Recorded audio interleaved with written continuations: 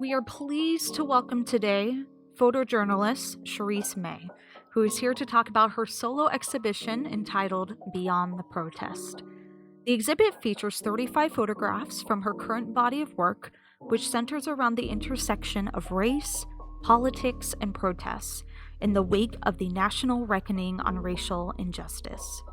Cheriss May is an award winning portrait and editorial photographer based in Washington, D.C., whose work has been published in O Magazine, the White House Historical Association, the New York Times, ABC News, The Today Show, MSNBC, and many other international publications.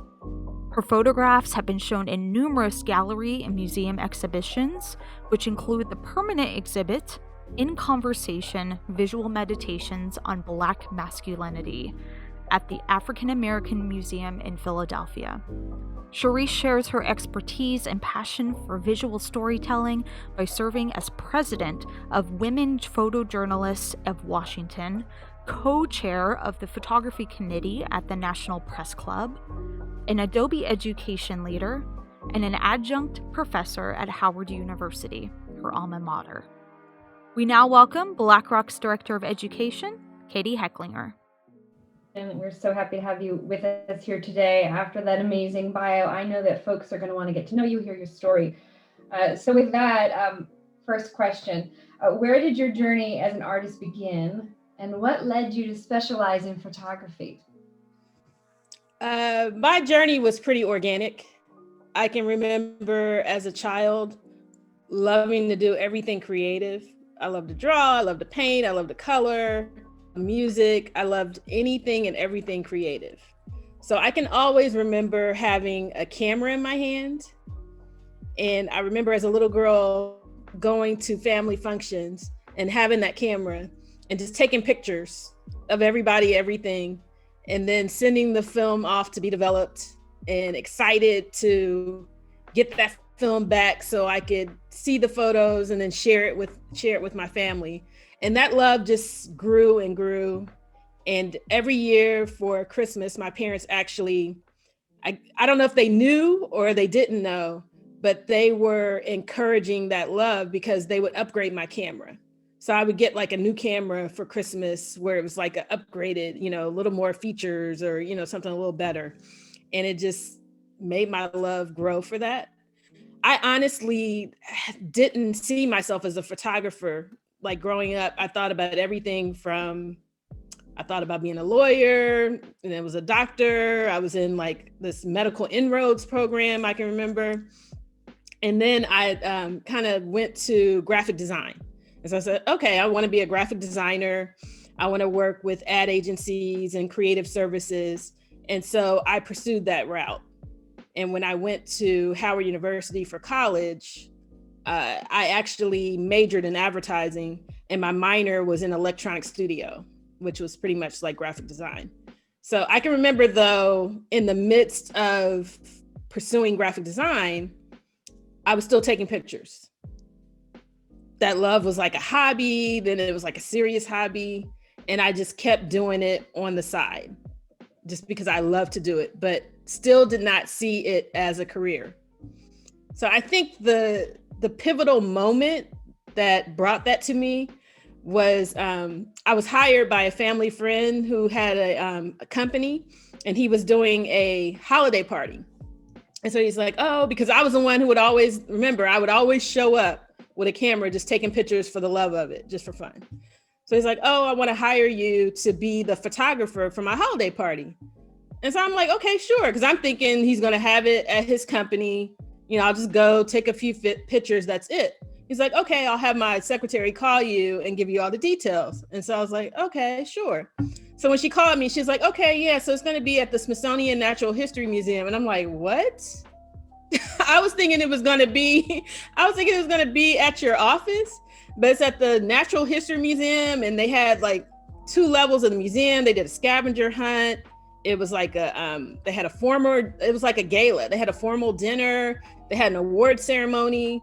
And I was the official photographer for this. So knowing what this was, and this is a little deeper than what I thought, I actually had to do some research and figure out like what lights I needed, any kind of equipment that I didn't have personally, I had to rent. And I ended up doing that, and they loved the photos.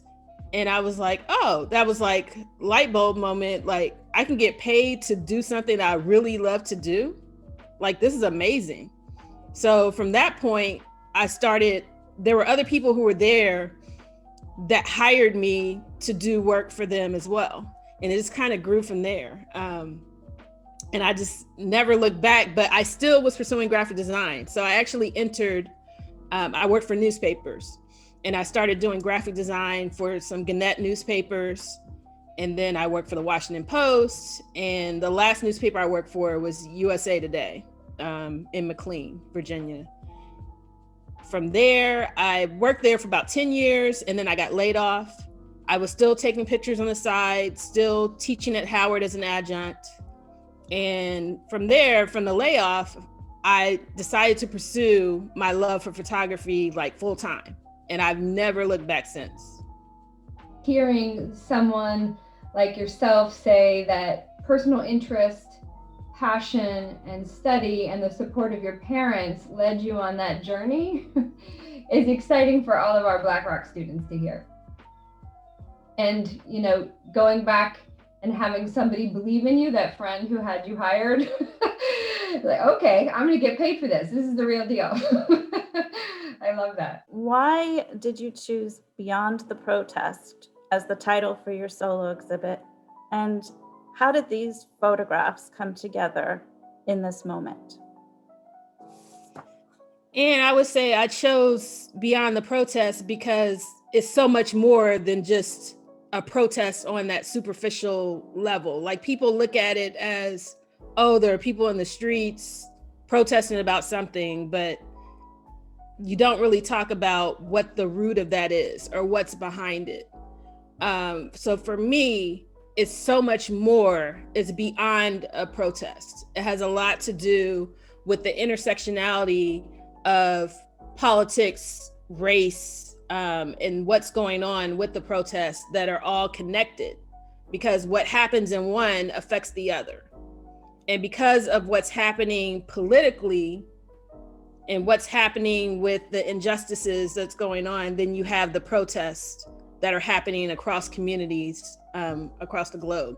So for me, I see it much more than that. And I like to call it, as a photojournalist, I always talk about helicopter journalism.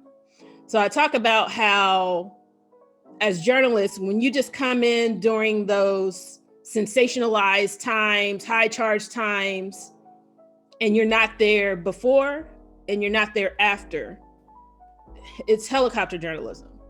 And the community feels that, they see it, they know it. And it's a lot of what I talk about in terms of not being heard, not being seen.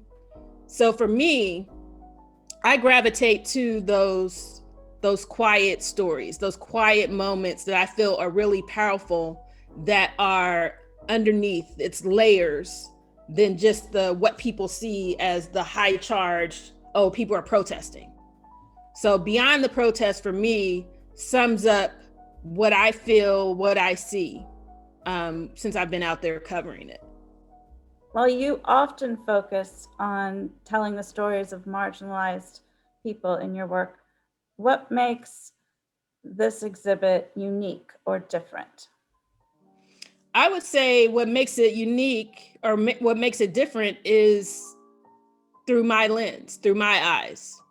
So, I always say, tell your story. So this is my story. A lot of what's going on affects me, and it affects my family, it affects my friends. Like, I've had personal experiences with racism.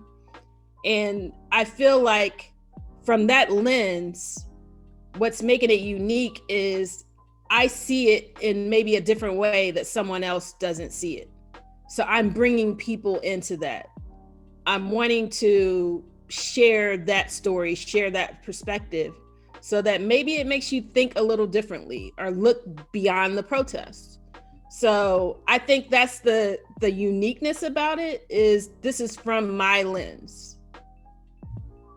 So your response, leads perfectly into my next question, which is about visual storytelling and how you are able to connect with the subjects in your photographs and tell their stories. You just shared, we're looking at this through the lens of your story, and your storytelling, but on the same hand, you're telling the stories on behalf of others. Tell us more how you connect with those subjects. Sure. So for me, it's a lot of it's preparation before I even go out. So I'll say that, like, there's a process before I even hop in my car to go. And that process for me is, I'm a spiritual person and I believe in the power of prayer, the power of words, and I believe in speaking powerfully as well. And I believe that you can speak not so powerfully, which can affect things. So for me, it's the process of centering myself, praying, just asking for that direction, clear my mind. Let me connect to those stories that I'm supposed to connect to. Let me see those things that I'm supposed to see that day when I go out. And so that is my prayer. And I go out, and before even turning on my camera, I just look around. I take everything in. I see what's going on, talk to some people, and then I pull my camera out. And then that's when I see those moments and capture those moments and tell that story. I love that you connect with people before you start shooting. There's a conversation there. Yeah.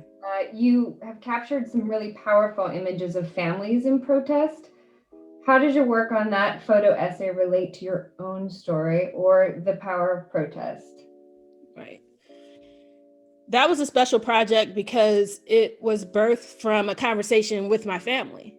And so the main subjects of that photo essay, that story, are my cousins. And so what happened was, I had a conversation with my cousin Gianni, and he was talking about, he has two sons, an 8-year-old and a 5-year-old. And so how they were processing what went on with George Floyd and Ahmaud Arbery, Breonna Taylor, they were taking it really hard and they were having a difficult time. And so his oldest son said that, he shared with me that his oldest son said that he was scared that what happened to George Floyd would happen to them. And so he was scared to go out. The youngest son asked him, why do white people hate Black people? So Gianni decided to show his sons the power of protest and the power of letting their voices be heard. So he didn't want to take them down to where the main protest was, and there were a lot of people, because they're so young. He didn't want to have them there. So he wanted to do something that was closer to home, and he decided to do a march like blocks from his home in his neighborhood. And what he did was, he reached out to other families, other friends who had kids who were having the same difficult conversations with their kids. So he invited them to this march, this protest, and they joined up and they marched a few blocks from their home, and they had signs, and cars would come by and they would honk, they would stick their fist up out of the window, they would wave, they would cheer him on. I came from the invitation from Gianni, and I wasn't intending on like shooting it, but I brought my camera. I guess always a storyteller. So I brought my camera and I just started taking pictures and I started documenting this. And I went out a couple more times. And what I discovered was, there was a powerful story there. And each day I came back and went out with them, more people came. More people with their children. It was multicultural, all ages. And there were also people who were neighbors who saw them out there that came to support the kids. And so my cousin Middleton, who was scared that what happened to George Floyd would happen to them, I saw him go from being timid and not, scared, not really wanting to go out there, to the last day when I was out there, he was leading the march. So in that, wanting to show my cousin Gianni, wanting to show his sons how powerful it is to lift your voice, have it heard, to advocate. He showed them that there are more people that are with you than are against you. The strength and courage that came to those kids with that experience as well. Most definitely. From being scared to go out to feeling empowered and having your voice be heard. The ending of that story, I guess, if there is an ending, because I think it's kind of ongoing. But when I went out after a couple of days, I ended up talking to the New York Times. And so I told them what was going on, what the story was. And, they too thought that it was a powerful story. So they wanted to run this photo essay. And so they assigned a reporter, and she reached out to some families I had identified out there. And so then I took portraits of each family at their home, like right outside their home, socially distanced. And those photos and that story ran in New York Times parenting section. And from there, the Today Show saw the story and they wanted to run the story too. So they ended up doing a story on the Today Show about the family protests. And they had 3 of those families speak, and then they showed photos I had captured during that time out there. The cascading of their voice, really, now that you've put closure on that experience in terms of making an impact on you to tell the story, and then how now it has reached a national level, it's got to be empowering for them. Oh, most definitely. And it was other people reached out that I didn't know, that when they saw the story, they sent messages of encouragement. They also sent messages of, I wanted to do something with my kids too, but I didn't want to take them, outside of our neighborhood because of COVID and other things. So this gives me inspiration because I can do this with my kids right in our own neighborhood. I had a similar experience with my own kids and walking and just sharing with them that every time a car passed by, as a white boy, you don't feel that fear, do you? And you need to wear this too. So I think our neighborhoods and our families are the perfect place to understand where empowerment and voice comes from. Sure. And you were able to capture it in photography, which is, and share it with BlackRock. Happy to. And you make a great point, Katie. It starts at home. And a lot of it is those conversations that you have at home, those things that you share, with your kids that, just extends out to others, the community. It may inspire other people that you never know, like who is listening, who is watching, who may be inspired by something you think is so small, but can make a huge impact. So it's very important. That's a very powerful story, and the images are wonderful to have as part of the exhibition. There's a big range of different ways that you captured what's been going on, but that's a really special story for sure. Thank you. I do want to ask, you're an educator. You've been teaching a long time. Now you've been recognized by Adobe and selected as an Adobe education leader. I'm sure you have lots of advice that you give to your students, but I'm wondering if you could share some advice with aspiring photographers, especially those who are interested in photojournalism. The first thing I'll say is, and I said this a little earlier, was tell your story. And this is something that I, tell my students all the time. This is something I like to share with aspiring photojournalists, is to tell your story. That's the first thing. Secondly, specifically for photojournalists, I would say mentorship is key. I have some great mentors that, still I talk to this day, like Fred Watkins. He's a great mentor that I talk to and gives me advice and helped me navigate, like at the start when I figured out this is what I want to do. And he had been doing it for so long. He was actually a mentee of Gordon Parks. So a lot of that wisdom, like I just like to soak it all in. Just take it all in, listen, be a sponge. And but beyond mentorship, so tell your story, mentorship, joining organizations, that's key. Joining organizations that support what you want to do. Like the organization that I'm the president of, Women Photojournalists of Washington. For women photojournalists, it's really key to have a group that is supportive of you, especially in an area where there are not so many. So in terms of photojournalism, it's mostly white male that dominates, photojournalism, news photography, anything you see like that.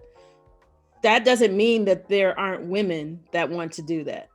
That doesn't mean there aren't Black photographers or photographers of color that don't want to do that. But it's been done so long that way that I think now we have a perfect opportunity because people are listening, people are more engaged, people are more open to hearing different voices, that we're able to take that and have these different voices tell these stories as well. Because that's another thing I would say too, is sometimes we can get pigeonholed as photojournalists. And speaking for myself as a journalist of color, as a Black woman, I can get pigeonholed into only doing certain stories, only doing certain things, only doing Black stories, only doing protest stories. So I feel that you should have different voices, diverse voices in everything, in all of it, because you're going to get a different take on things. You're going to get a different perspective. And again, like I said, we're all connected. Just like the Dr. Martin Luther King quote that says, there's an intersectionality and we're all connected. And it's even if you don't want to admit that, if someone doesn't want to admit that, it's true. And what affects one affects the other. If there's injustice for one, there's injustice for all. Thank you. Thank you so much for that. You have such great experience, and it's wonderful to hear some of your story and how you got started. And I think, and I went back to, so for aspiring photojournalists, because I know I got off on something else, but it was mentorship, telling your story, joining organizations that are supportive and provide resources to help guide you. That's another thing. So I would say those are the top 3 things I would say for aspiring photojournalists. And then just put your work out there. Your point about being pigeonholed, I find fascinating. You don't think about that when you get to someone to your experience level, having covered the White House and your credentials, that all of a sudden you're selected to cover certain things. I think sharing the diversity so that you have the credentials to tell different stories, people that are different than yourself, I think is a powerful piece of advice as well. It's not something I had thought about before, that you can be pigeonholed once you get to this level of experience, and it still happens that way. Oh, sure. Yeah. I mean, it does still happen. And I welcome those opportunities to tell different stories, and that's not to say that I don't want to tell my story and what's going on there, but I also can do other things.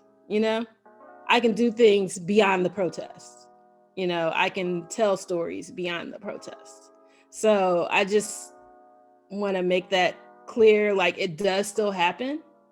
And I think that's why you had this a little earlier on this year, like after the murder of George Floyd, there was this push to hire Black photographers. And so there were hashtags that were going out, hire Black photographers. And then there were some organizations like Diversify Photo, Authority Collective, Black women photographers that came up with these databases. And they're photographers all over across the world, really. And these are photographers who have experience and they have credentials and they are able to, go out there and get the job done. So then editors can come and say, okay, I'm looking for a photographer in Chicago. They can go to Diversify Photo or Black women photographers, and there's a list of photographers that have been vetted in those cities. So that has been really helpful. And that actually ties into in terms of aspiring photojournalists as well, because organizations like that who are supportive, you get resources and they also connect you, with work and projects. So that's been really great.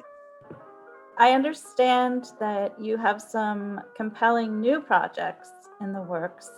Can you tell us about one of those new projects? Sure. I'll tell you a little bit about two of them because I can't talk deeply about one because it's in the works. So I'm working on a food insecurity story. That's about all I can say about that one. I will say that food insecurity is a huge issue. It's been here pre-COVID, but COVID in the middle of this pandemic has, I don't even know, astronomically increased the need, but the donations have decreased. So, and in the middle of the pandemic, people who were volunteering in that arena are scared to volunteer now because they're in a category that is susceptible to COVID. So there's need and everything else has dropped off. So it's definitely something that is of concern. No, I wanted to share with you just how novel this is that where your art would have been hanging had your photography been showcased in our gallery, our K Gallery, is a food distribution center. So if you feel like coming up to 70 to capture, and we don't know much about this next project, but we are a good fit. That's exactly what BlackRock has pivoted to right now, is being a food distribution hub. The understanding that you just shared is that there's a higher need right now. Yeah. Because our exhibits have shifted to a virtual environment. Right. You're using our space to support the community. And that's a beautiful pivot. Yeah, I believe now, Anne, I think we are serving 1,000 families. Wow. Yeah. So we'll have some work to do to get, ready for your art again. The floors, and there's shelves where we once had pedestals, but it's powerful. Yeah, that is very powerful. And that's one of the words I think that we've taken from this pandemic is pivot.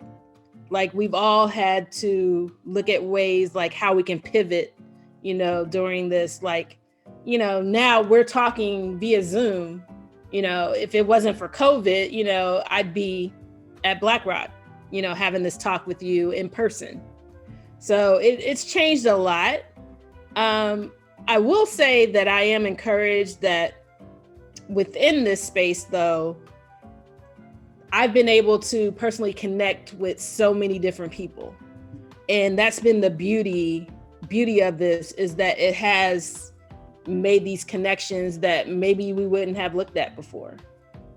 But because we're having to pivot and do those things to reinvent and, how are we going to navigate, through this, then we're looking at new and different ways. And I think, again, that's another reason why you have people who are more engaged and open to hearing different things, hearing different voices.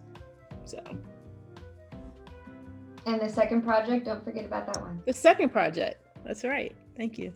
So the second project is a personal project, which I started last year and I had to put it on the back burner, and I'm going to pick it back up. It's called HBCU Soul. And it's a project where, well, first of all, for those who don't know, HBCU stands for Historically Black Colleges and Universities. And so where I teach, my alma mater, Howard University, which is also the alma mater of Vice President-elect Kamala Harris, is an HBCU. And so this project is exploring the nuances of those who have chosen to go to HBCUs. And so I started taking these portraits for it. Like I said, last year, I had to kind of put it on the back burner. So I will be happy to pick that one back up and get started again on that. It's exciting. And teaching. Yeah, and teaching, which we're virtual. We're all virtual, right now. Campus is closed. But I don't even know what next semester looks like because, the administration is constantly looking at the numbers and what's going on and, what the mandates are and, things like that. So it's a lot. We've pivoted though, and I think the students have settled in, or they've gotten used to, the virtual thing. I think at first it was like a little discombobulating, but I think now they've kind of settled into things, and we've had to come up with creative ways to engage and communicate. So. Young people are, I feel, agile. Watching a movie with my sons, there was a crowd and they'll say things like, isn't it weird that all those people are not wearing masks? And I think, right. Not yet. Yeah. I see that as my normal. So Cheriss, I just want to thank you for this time today and sharing your talent with BlackRock and our entire community in this moment. BlackRock is truly dedicated to equity, inclusivity, and the representation of art for all. So it means so much to us that you brought this exhibit to us, in this time. I do have one last question for you, and it goes back to what we talked about earlier in giving voice. For those people who are listening to us today who feel they don't have a voice, what is your advice? Yeah. And I'm going to say this again. You're going to get tired of hearing me say this, but I'm going to say, tell your story. Like that is the number one thing. And I think that's one thing that people think, well, I don't know how to connect with people, or I don't know what to say, or this. Like, everybody has a story. We all have a story. I have a story. You have a story. Anyone who's watching this has a story. And that is what is unique, because our voices are going to be different. Our perspectives are going to be different. And we're going to have different experiences, different stories, different ways to tell that. So that's the number one thing I would say. And the other thing is to just get used to sharing. So once you do tell your story, then share that story and put that out there and engage with people, have conversation, listen to their views and different perspectives. And that'll only make you, I feel, stronger in telling your story. It's good advice. And to do it through images as beautifully as you have done, powerful. If you don't have the words yet, images are a great start. Yeah, for real. Go ahead. No, I wanted to thank BlackRock. Thank you, Katie. Thank you, Anne. And for giving platform to my voice and my story, to put that out there.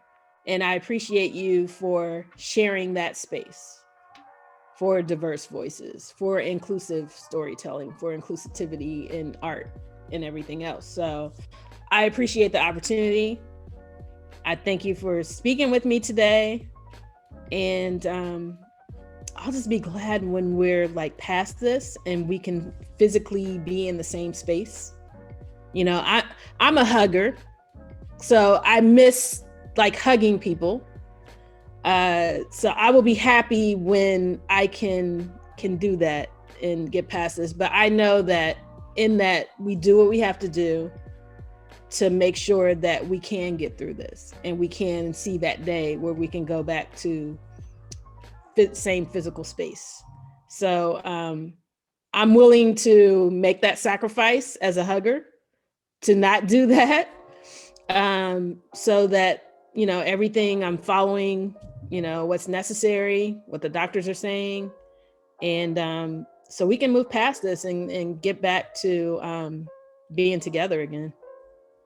Well, someday I look forward to meeting you in person. You as well. And I'm coming in for a hug. I got it for you. Tell our viewers how they can find you and follow you. Sure. So my website is my first name and my last name.com. So that's CHERISSMAY.com. And my social media is easy because it's my first and last name. So you can on Instagram, on Twitter, on LinkedIn, it's just my first and last name.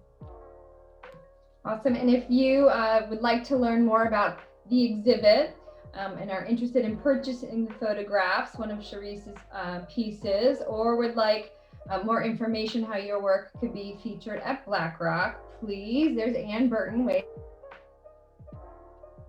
Please contact Ann Burton, aburton@blackrockcenter.org. Thank you for joining us today. Be safe, be healthy, and tell your story. And I like to add too that there are a couple of those pieces that there are going to be some things happening with it. I just can't share right now. It's embargoed, but there's some exciting things happening with a couple of those pieces. So that is exciting. Yeah. Well, you're going to need to keep in touch as you have more information, please. Yeah. I want to thank you, Cheriss, for putting together the images that we're presenting in your exhibition. It's very powerful work that you've shared with us, and it's important at this time for people to see it, and especially today, having the chance to hear you talk about your process and some of the background behind your work. I really appreciate you taking the time to talk with us today. Thank you for that. Thank you.